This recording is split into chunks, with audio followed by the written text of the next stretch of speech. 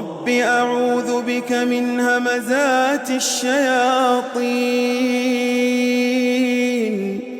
وأعوذ بك رب أن يحضرون. A'udzubillahi minasyaitonirrajim. Bismillahirrahmanirrahim. Assalamualaikum, salam sejahtera. Welcome back to my channel. Terima kasih telah sudi subscribe, like dan komen video-video Abel. Abel doakan kita semua dipanjangkan umur, dimurahkan rezeki dan diberi kebaikan, diberi kesihatan, diberi kemenangan di dunia dan di akhirat insya-Allah. Siapa yang belum subscribe lagi bolehlah tekan button subscribe agar tidak terlepas cerita-cerita menarik daripada Abel. Hari ni Abel nak cerita pasal Gunung Setung. Tapi sebelum tu Abel nak cerita kisah semalam. Kisah ni berlaku kepada Abel pukul 8 suku malam. Abel duduk dalam bilik ni lah, duduk dekat atas kursi ni, tengah buat kerja sikit. Dan masa tu anak Abel Akil tu, yang kecil tu, dia masuk dalam bilik lah. Dia masuk dalam bilik, biasalah budak-budak dia pusing-pusing dalam bilik, main benda tu, main benda ni kan, biasalah budak-budak kan. Lepas tu Abel perasan yang bini Abel ni dia ada di depan bilik. Dia tak tahulah, dia berlega-lega di depan bilik ni. Depan bilik Abel ni dapur. Dia pergi tengok pinggan mangkuk. Lepas tu dia ambil baju kot, dia masuk-masukkan dalam mesin basuh. Jadi masa tu Abel pun pergilah. Dalam bilik Abel ni ada satu almari dekat tepi ni. Almari tu Abel letak satu inkubator lah, inkubator yang nak menetaskan telur ayam. Jadi telur ayam ni kita pakai yang menua punya, buat sendiri. Dia kena pusing lah, maknanya dia telur tu sekurang-kurangnya 2 kali atau 3 kali sehari kita kena pusing. Kita tak nak lah lampu mentol, lampu yang panas tu dia kena bahagian atas saja kan, takut nanti embrio dia rosak.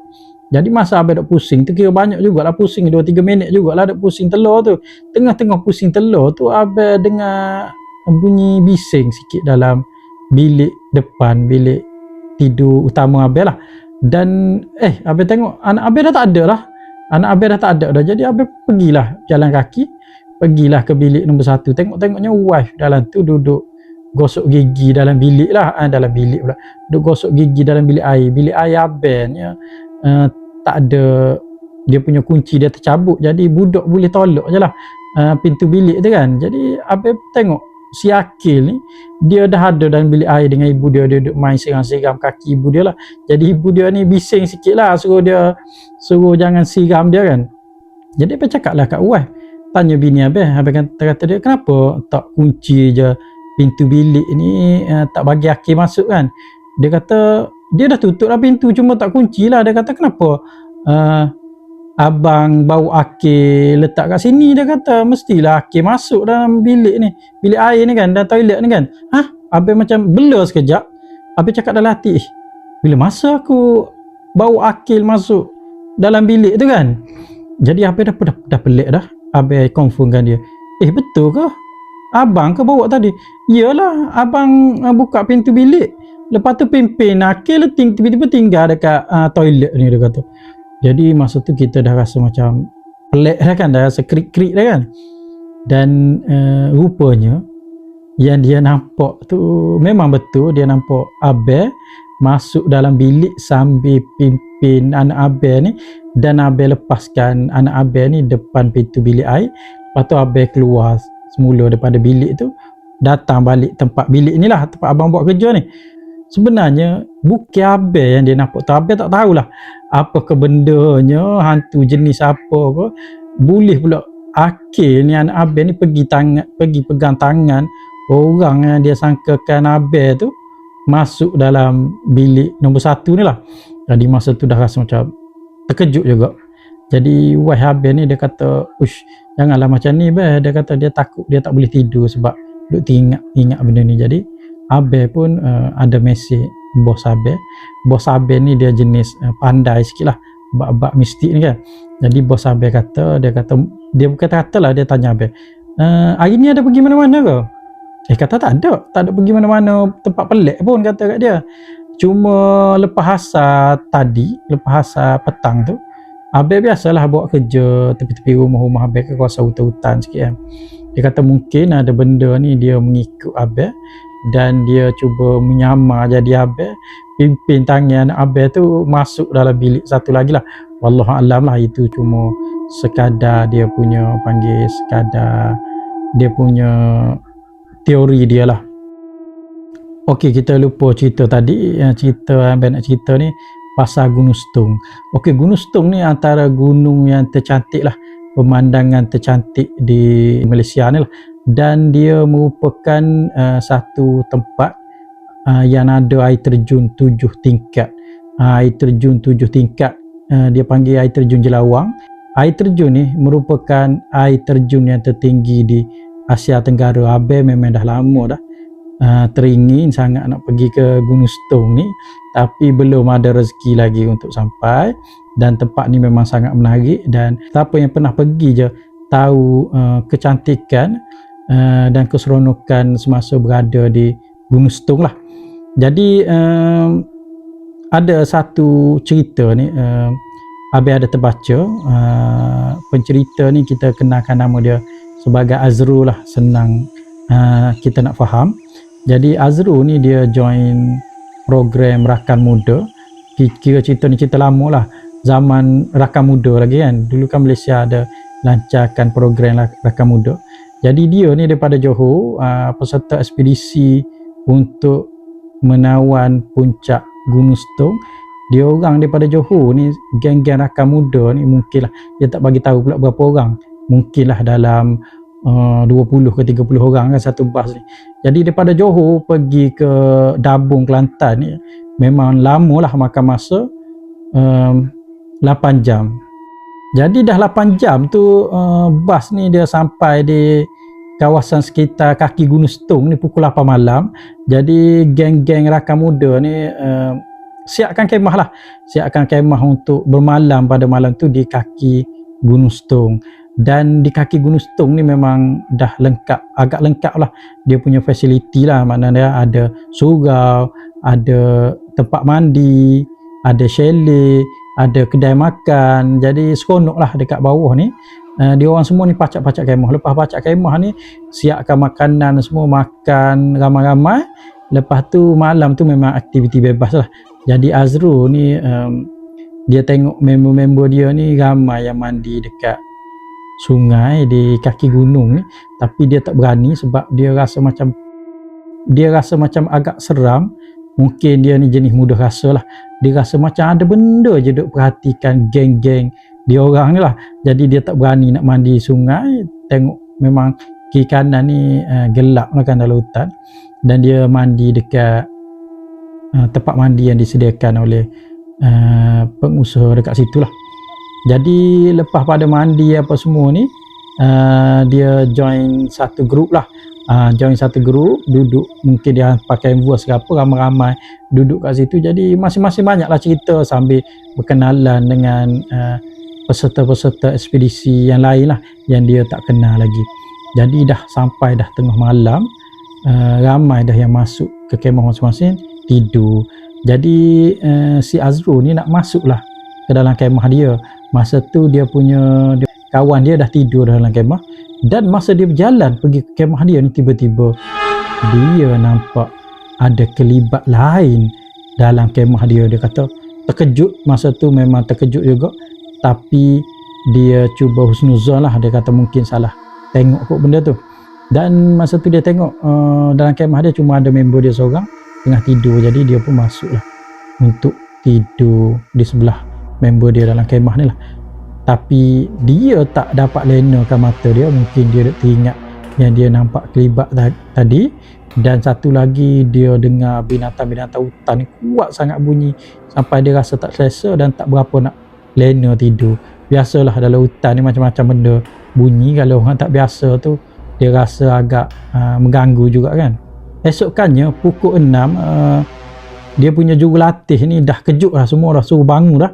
Bangun sembahyang subuh, bangun untuk breakfast. Lepas tu dah siap semua, dia orang akan bertolak untuk mendaki Gunung Stung. Jadi tiba-tiba salah seorang peserta ekspedisi ni, dia mengadu sakit kaki, dan tengok-tengok kaki dia ni memang dah bengkak dah. Tak tahu kenapa tiba-tiba bengkak. Jadi seorang dia ni tak boleh nak join ekspedisi ni lah. Jadi dia kena tinggal duduk di dalam kemah di kaki Gunung Setong ni. Jadi berjalan masing-masing ni mendaki Gunung Setong ni memang agak mencabar. Dia ni dia punya laluan trek dia ni agak tough jugalah kan. Boleh orang panggil boleh menyebabkan otak kita ni dan fizikal kita ni penat. Jadi masa tu dah berapa jam dah duduk naik turun gunung ni. Jadi mereka semua ni dah sampai di satu tempat di pertengahan gunung. Masa tu dah petang dah. Dia tak cerita pula petang tu pukul berapa, tapi abang anggap mungkin dalam pukul 5 lebih ke pukul 6 lebih macam tu. Dan jurulatih ni suruh pacak kemah kat situ. Jadi tempat tu boleh berkemah lah.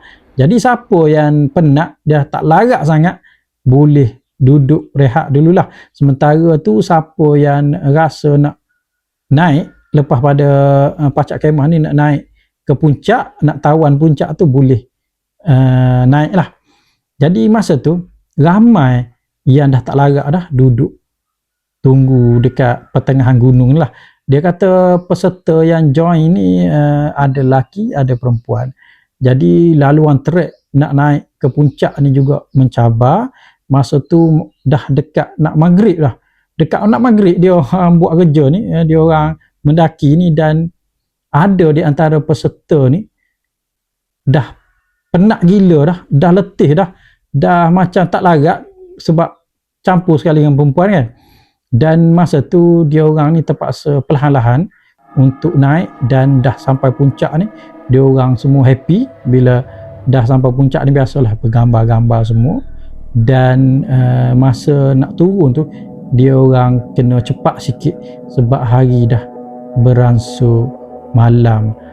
Masa dekat nak turun tu, tiba-tiba dia orang ni semua macam terpaku jugalah dengar bunyi suara siamang memang kuat.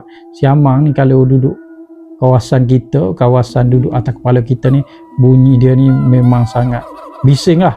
Bunyi suara siamang, kan orang kata kalau bunyi siamang ni sama ada harimau ke ataupun ada benda siamang tu nak bagi tahulah ada benda tak elok lah, orang kata lah, wallahu alam betul ke tak. Jadi dia kata suara siamang ni kuat gila bunyi dekat atas pokok di kawasan yang dia orang lalu lah. Dan masa tu dia orang dah turun dah, cari dah jalan untuk balik ke kemah-kemah yang dia pacak di pertengahan gunung ni. Jadi dia rasa pelik, Azrul ni rasa pelik. Jurulatih dia bawa ni macam tempat yang sama dah. Pusing 2 kali dan 3 kali pusing ni, dah lama dah duduk berpusing tempat yang sama ni. Barulah jurulatih dia pada masa tu baru mengaku, dan dia kata tak tahu macam mana boleh sesat. Nak cari jalan balik ke kemah ni memang tak jumpa-jumpa. Sudah, dia kata masa tu ramai yang dah penat dah, yang perempuan ni ada dah macam nak menangis apa semua sebab tak jumpa cari jalan. Ada yang betul-betul penat, letih semua, perut lapar semua, dah lemah, tak ada tenaga dah nak turun ke bawah ni. Dan tiba-tiba di kawasan hutan ni, kawasan ada laluan pejalan kaki ni, daripada bawah dia nampak ada sekumpulan orang tengah berjalan. Orang ni dalam 4-5 orang, rupa-rupanya semua ni pemuda, macam budak-budak tahfiz, pakai jubah putih, pakai serban. Daripada bawah ni naik ke atas. Jadi budak tu bagi salam, kata Assalamualaikum. Jadi semua jawablah Assalamualaikum salam semua. Jadi budak ni tanya nak ke mana. Jadi ketua dia orang, jurulatih dia orang katalah nak turun ke tapak perkemahan, tapi kita orang sesat. Jadi budak tahfiz ni, macam budak tahfiz, kita panggil budak tahfiz lah. Jadi budak tahfiz ni bagi tahu kat sini memang ramai orang sesat. Dia kata kalau nak turun ke bawah, dia tunjuk jalan ke sebelah kanan ke sebelah kiri, abang tak ingat, dia tunjuk jalan. Dia kata guna je jalan ni. Jadi lepas ucap terima kasih tu, budak-budak tahfiz ni dia naiklah ke atas puncak ni kan. Jadi dia orang pelik lah, kenapa budak ni ramai-ramai ni naik kat puncak malam-malam kan, bukan ada kampung kat situ pun. Jadi masa tu dia ikut je laluan yang budak tahfiz ni tunjuk. Dan tak lama lepas tu alhamdulillah dah nampak dah ada lampu daripada jauh. Lampu yang malap-malap ni rupanya itu adalah lampu tapak perkemahan yang dia buat tadilah. Jadi alhamdulillah dah sampai dah tempat perkemahan dia orang ni. rasa happy lah. Jadi bila dah siap makan, siap sembahyang, mandi semua siap, jadi Azrul ni dia rasa memang penat sangat badan dia dan dia masuk dalam kemah lah nak tidur. Dan masa tu hujan turun dengan lebat, dia takut satu, takut tanah runtuh, takut pokok tumbang. Lepas tu dia punya kemahnya dia buatnya di kawasan yang agak tinggi rendah. Dia takut air, dia takut juga berlaku laluan air di tempat tu kan. Jadi alhamdulillah dia kata memang tak berlaku bencana apa-apa, tapi dia tak boleh nak tidur. Dia rasa macam tak sedap hati walaupun masa tu badan dia cukup penat. Jadi keesokan harinya dah siang dah, dia orang ni bersiap lah, masak, mandi semua, prepare barang-barang, buka kemah semua, nak turun lah ke bawah lah, nak turun ke Kem Bahar, nak bertolak turun ke Kem Bahar. Dan dalam perjalanan ni masing-masing ni duk cerita lah pengalaman semalam, ada cerita itu cerita ini, seronok dia kata. Dan ada peristiwa menggelikan hati masa berjalan ni. Ada yang sehingga tengah duk bercakap-cakap ni terjatuh lah, tergelincir lah. Ada juga yang terjatuh dalam lopak air. Yang geli hatinya, 2-3 orang dah tarik dia nak suruh naik balik ke atas ni kan. Tarik memang jatuh balik, 2-3 kali terjatuh balik dalam lopak air yang sama. Dia kata ni memang geli hati lah. Jadi beberapa lama berjalan turun daripada gunung ni, sampailah mereka semua ni di Kem Bahar. Jadi bila sampai di Kem Bahar ni, masuk dalam kemah, rehat, mandi, makan kan. Biasalah masa tu aktiviti bebas. Dan tengah-tengah duk seronok mandi ni Azrul ni, tiba-tiba jurulatih dia panggil semua bersiap. Dia kata kita kena turun ke kaki gunung. Jadi masing-masing macam tak puas lagi nak mandi, penat pun boleh hilang, dah nak kena turun ke kaki gunung lah. Jadi dia orang tertanya-tanya kenapa, dan dapat tahu seorang peserta perempuan ni dirasuk. Jadi jurulatih bagi tahu kena cepat-cepat turun ke bawah sebab dia kata kalau tak turun, jin dekat situ nak rasuk lebih ramai lagi peserta-peserta lain. Jadi masing-masing masa tu dah kelang kabut dah, siap barang-barang ni turun ke bawah. Jadi yang kena rasuk ni dia tak boleh turun dengan laju sebab ialah dia kena rasuk. Salah seorang jurulatih ni, nama dia Abang Bahar ni, Abang Bahar lah yang cuba pulihkan yang kena rasuk. Bila dia baca beberapa ayat suci Al-Quran, yang kena rasuk ni dah pensan. Dah pensan lagi susah nak turun. Jadi peserta-peserta lain ni ada yang dah sampai ke bawah. Dan masa tu Abang Bahar ni dia cuba panggil jin yang rasuk perempuan tadi, suruh masuk balik dalam tubuh dia untuk senang dia bawa turun peserta ni lah, peserta perempuan yang kena rasuk. Azrul ni dah sampai bawah, dia tunggu lama juga, nak tunggu geng Abang Bahar dengan orang yang kena rasuk ni sampai ke kaki gunung. Jadi beberapa lama lepas tu sampailah geng-geng Abang Bahar ni, sampailah di kaki gunung, tempat dia orang tengah tunggu mereka ni lah. Dan masa tu dia orang tengah berehat lah. Dan bila Abang Bahar sampai ni, masing-masing duk tanya lah cerita. Rupanya Abang Bahar ni cerita budak perempuan ni masa atas gunung tu dia petik satu bunga.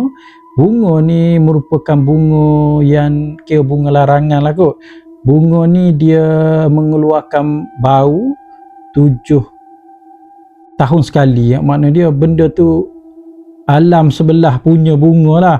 Wallahu alam tu yang dalam cerita ni cerita. Jadi dia orang ni tak boleh lah buat benda macam tu. Benda bukan milik kita, kita ambil. Tambah-tambah tu kalau benda di alam sebelah punya, jadi masalah lah, jadi kena rasuk. Jadi itulah cerita yang diceritakan dalam cerita ni lah. Sekian, terima kasih.